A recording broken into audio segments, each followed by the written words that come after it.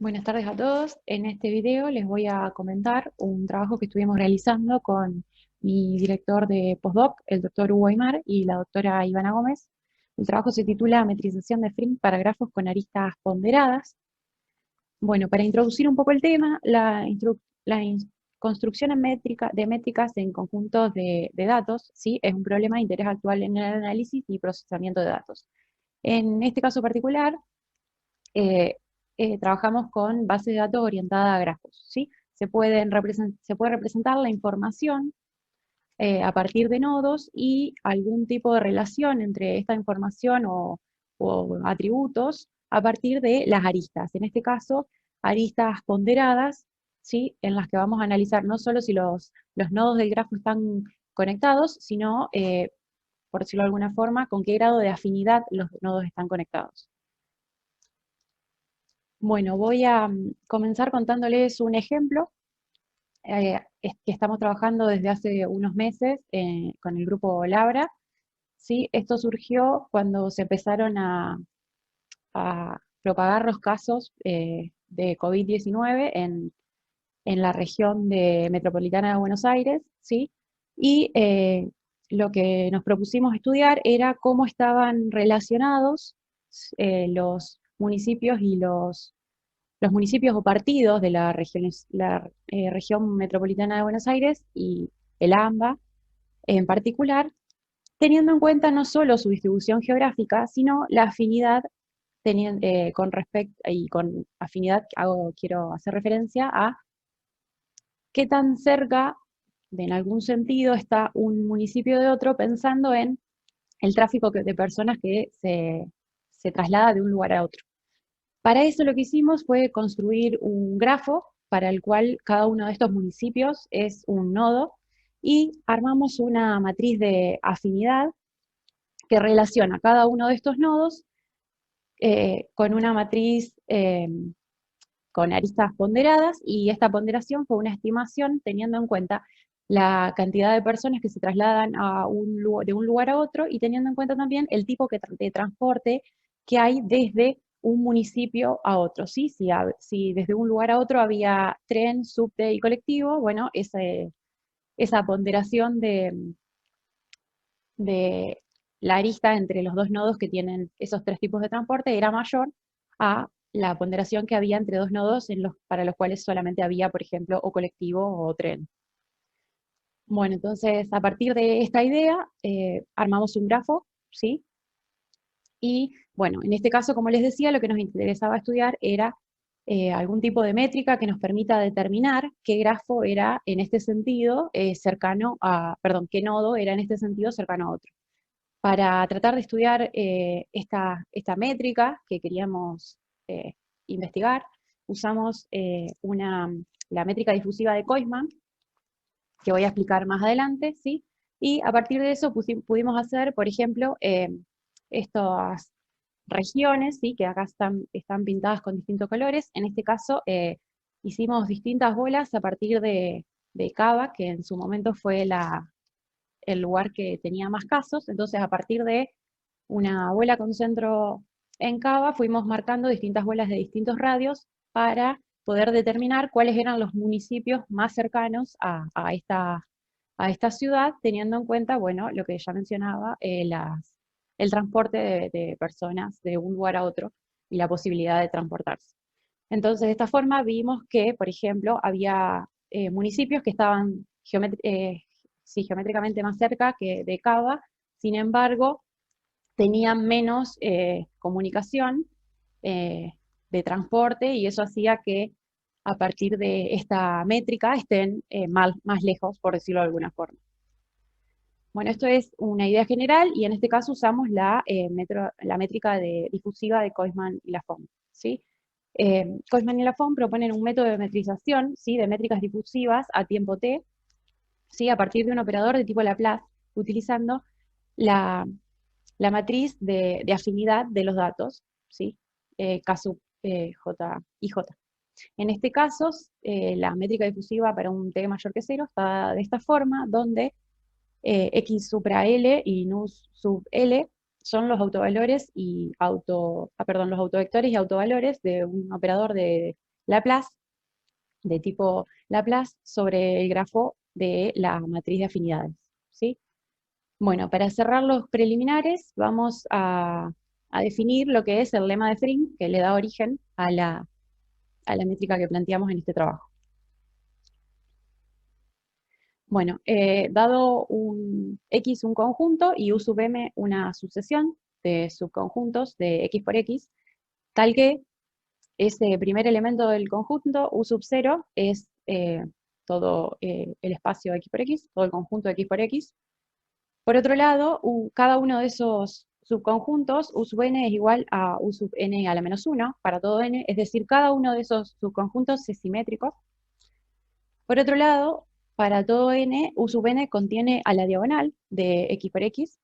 Y finalmente, si yo hago la composición 3 veces de un mismo subconjunto, ese nuevo conjunto está incluido en U sub n, ¿sí? En el conjunto anterior, para todo n. Entonces, si tengo un conjunto y una sucesión de subconjuntos que satisfacen estas 4 condiciones, ¿sí? Podemos afirmar, por el lema de Frink, que existe una pseudométrica D definida sobre X, tal que para todo n, ¿sí?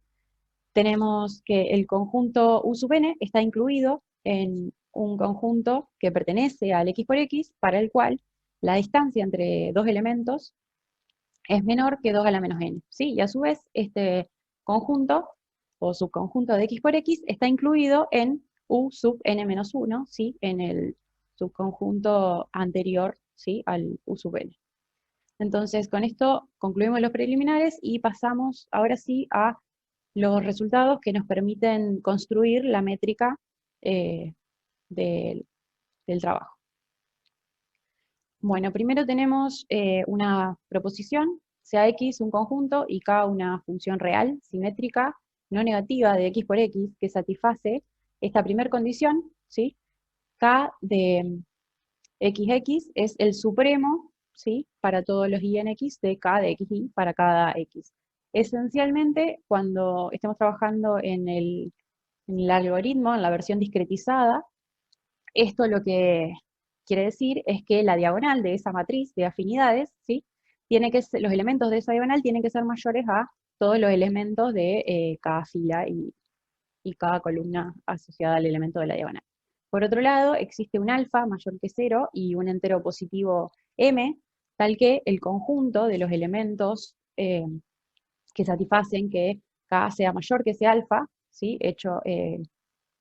Si a ese conjunto hago una composición m veces de ese conjunto, va a ser igual a todo el conjunto de x por x. Si entonces x y la función k satisfacen estas dos condiciones, entonces para todo delta menor que el supremo, ¿sí? De estos alfas, ¿sí? Para todo delta menor que el supremo de los alfas que satisfacen esta condición, para algún entero m, existe una sucesión finita que inicia en 0 y es una sucesión creciente, para la cual el último elemento es el delta. Existe una sucesión que da esta característica tal que el conjunto de los k mayores o iguales que uno de los elementos de esta sucesión, si hago la composición 3 veces de este elemento, va a estar incluido, ¿sí? En alguna composición, ¿sí? Enésima del conjunto de los k mayores o iguales que un elemento anterior de la sucesión, lambda de i menos 1, ¿sí? Si esto para todo i, para todos los elementos de la sucesión. Más aún, podemos decir que la diagonal de x por x va a estar contenida en cada conjunto que satisfaga esta condición, ¿sí? Que k sea mayor o igual que lambda sub i. Y además, el conjunto eh, para el cual k es mayor o igual que el primer elemento de la sucesión es todo el espacio x por x. Bueno, a partir de esta proposición, ¿sí? Podemos, en realidad esa proposición usamos para demostrar este teorema, que es el que nos da una estructura para construir esta métrica, ¿sí? Sean x y k como en la proposición anterior, ¿sí? K satisface las condiciones antes mencionadas. Entonces, para toda sucesión lambda, como en el lema anterior, existe una pseudométrica de sublambda en X, tal que, en primer lugar, el conjunto de los K mayores o iguales que un elemento de la sucesión, ¿sí? Lambda sub I, está incluido en el conjunto para los cuales la distancia, esta pseudométrica de sub lambda, es menor que 2 a la menos i, y esto a su vez está incluido, ¿sí?, en el conjunto para los cuales k es mayor o igual que un elemento menor que de la sucesión lambda, ¿sí? Para k es mayor o igual que lambda sub i menos 1. Esa es la primera condición. Y por otro lado, la función delta sub lambda, definida de esta forma, 2 a la menos lambda a la menos 1, compuesto con k, con lambda menos 1, a la menos 1, la inversa de cualquier extensión creciente de lambda sub i, en todo intervalo, 0, k lambda, ¿sí?, el último elemento de la sucesión, es equivalente a la pseudométrica de sublambda, ¿sí? Entonces tenemos una función, la cual podemos construir, ¿sí? Y esta función, perdón, es equivalente a la pseudométrica de sublambda, ¿sí?, con constantes uniformes en lambda. Más precisamente, podemos establecer esta relación entre la pseudométrica y la función, ¿sí? Entonces, a partir de este teorema, no solo podemos decir que existe una pseudométrica, sino que podemos encontrar una función que es equivalente a ella, ¿sí? Por otro lado, la sucesión de los lambda sub i, ¿sí?, contiene además información para generar una familia de bolas definidas como conjuntos de nivel para la afinidad dada por el núcleo K, ¿sí? Esta familia de bolas está definida de esta forma y esta desigualdad del K de xi mayor que lambda por logaritmo en base 2 de 1 sobre R, ¿sí?, se sigue de suponer que justamente la función delta sub lambda entre dos elementos del conjunto, entre x y, sea menor que r, ¿sí? Justamente sale de esa definición la construcción de la bola centrada en x y de radio r. Bueno, entonces sabemos que existe una pseudométrica, tenemos la función equivalente a esa pseudométrica, entonces ahora lo que vamos a hacer es pasar a la construcción del algoritmo que nos va a permitir, ¿sí?, programar, dado un grafo y una matriz de afinidades K, la posibilidad de construir las bolas a partir de la sucesión de lambdas. Entonces, en el algoritmo consideramos K una matriz simétrica de n por n con valores positivos, ¿sí? Si la matriz de afinidades es de n por n, entonces estamos teniendo obviamente un grafo de n nodos. Entonces, el primer paso para construir la sucesión de lambdas es encontrar un primer elemento, lambda mayúscula sub 0. Para encontrar ese primer elemento tenemos que calcular el valor mínimo de K sobre las tres diagonales principales, ¿sí?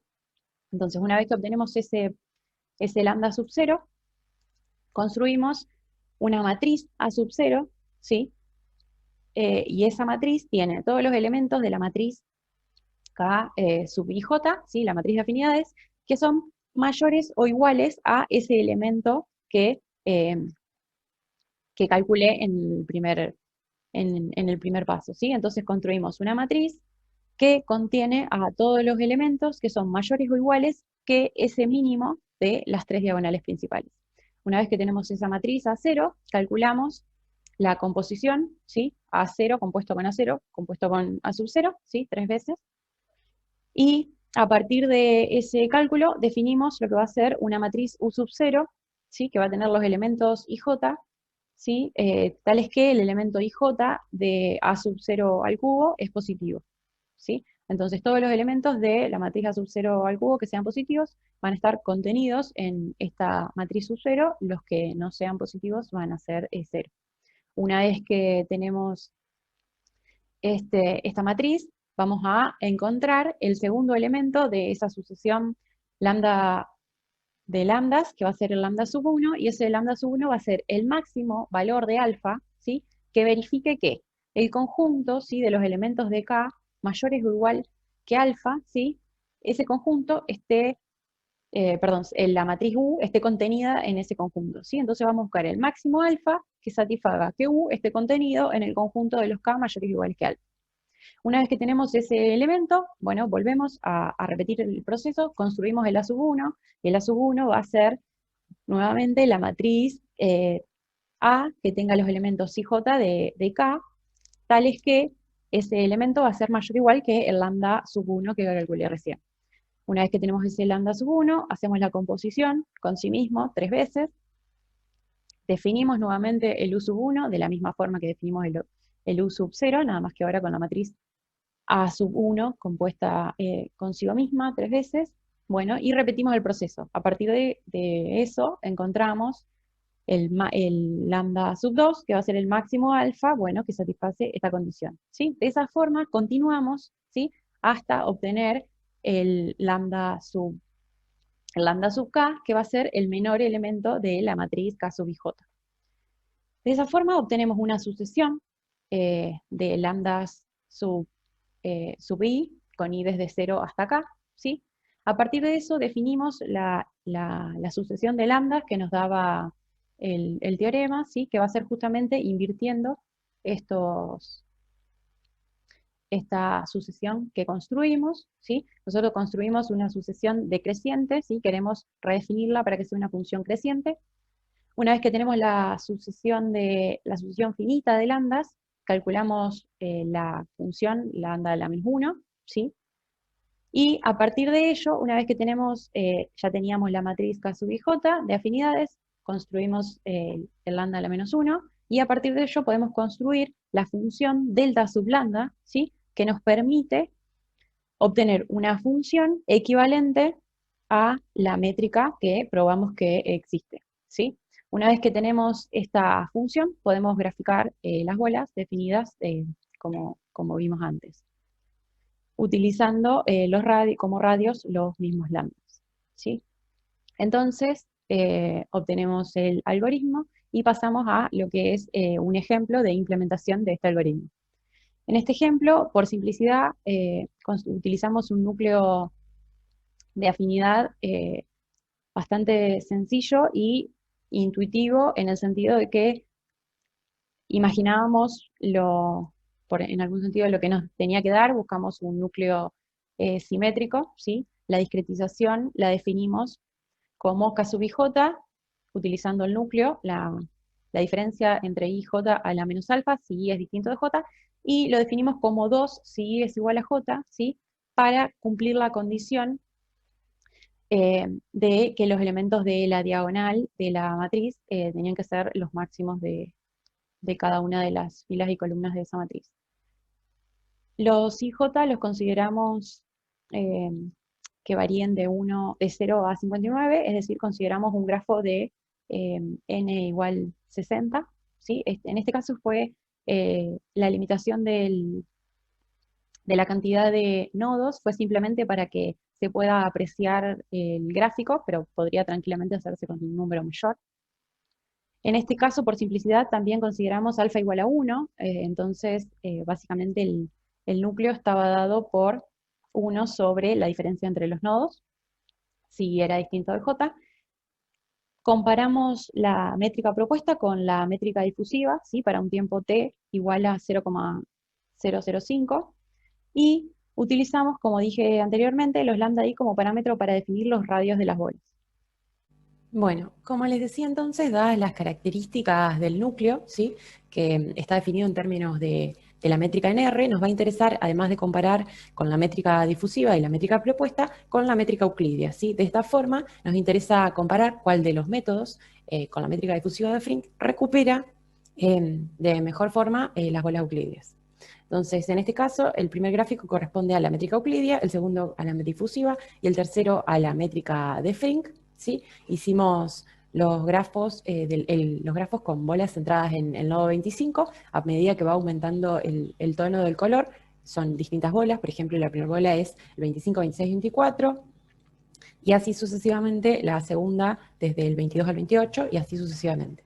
En este caso, pudimos ver que la métrica de propuesta, la métrica de Frink, recupera las bolas de manera óptima, Sin embargo, la métrica difusiva, al menos para el valor de t con el que lo calculamos, no lo hace de manera óptima. De la misma forma sucedió cuando realizamos el experimento con bolas centradas en el nodo 50, ¿sí? Por lo tanto, bueno, sacamos la misma conclusión en ambos experimentos. Para finalizar, decirles que uno de los trabajos a futuro es desarrollar las bolas para la métrica, con la métrica propuesta para el ejemplo de AMBA que le mostré al principio. Bueno, muchas gracias.